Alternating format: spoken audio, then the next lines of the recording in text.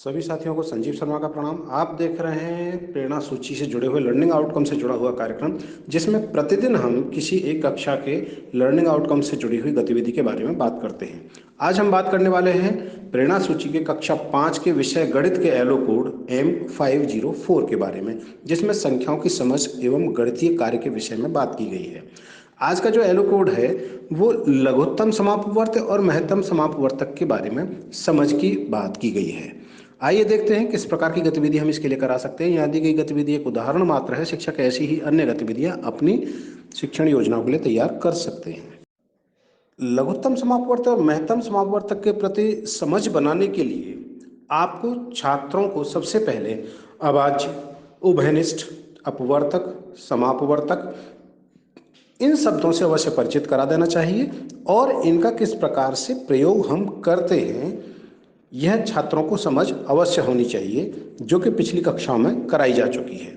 यहाँ जब हम लघुत्तम समापवर्तक के लिए बात करते हैं तो बच्चों को प्राइम फैक्टर्स को समझना बहुत ज़्यादा जरूरी है।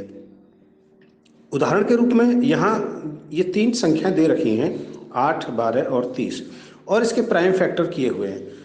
चूँकि शुरुआत में हम सिर्फ गुणनखंड के द्वारा इनका मान ज्ञात करने के बारे में बात कर रहे हैं, तो इन संख्याओं के समक्ष जो गुणनखंड लिखे हुए दिख रहे हैं आपको, ये इस प्रकार से हैं कि इनसे छोटे और गुणनखंड इन संख्याओं के नहीं हो सकते।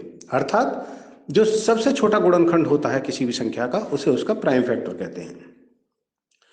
अब एलसीएम यदि आप निकालना चाहते हैं तो इन संख्याओं के जो प्राइम फैक्टर्स हैं उनमें 2 या 3 या तीनों में जो उभयनिष्ठ हैं उनको अलग से लिखें, फिर जो बची हुई संख्याएं हैं फैक्टर्स की उनको लिखें और आपस में उनका गुणा कर दें। ये गुणा करने के बाद जो प्राप्त होगा वही इन संख्याओं का एलसीएम यानी लघुत्तम समापवर्त्य होगा। सामान्यतया देखेंगे कि यह संख्याएं जिनका हम एलसीएम निकालते हैं उससे बड़ी संख्या होती है या उनमें से किसी बड़ी से बड़ी संख्या के बराबर हो सकती है। ठीक इसी तरह से अब एचसीएफ यानी महत्तम समापवर्तक जब निकालते हैं तो जो हमारा कॉमन फैक्टर होता है हम उनको निकालते हुए और आपस में मल्टीप्लाई यानी गुणा कर देते हैं। ये जो संख्या प्राप्त होगी ये महत्तम समापवर्तक होती है और ये संख्या सामान्यतया जिन संख्याओं का हम निकालते हैं उनमें सबसे छोटी होती है।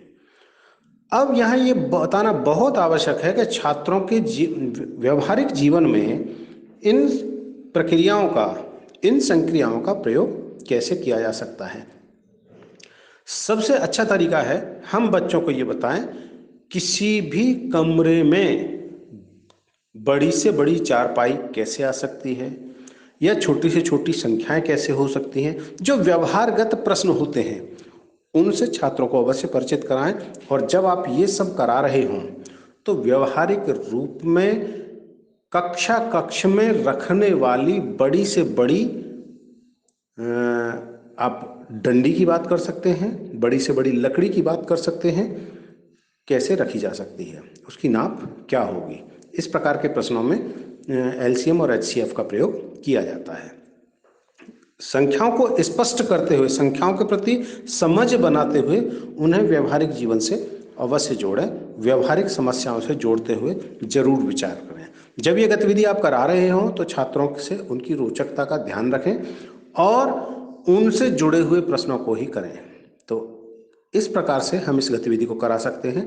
कराते रहिए गतिविधियां और हासिल कीजिए प्रेरणा लक्ष्यों को। हम बनाएंगे प्रेरक प्रदेश उत्तर प्रदेश। जय हिंद, जय शिक्षा।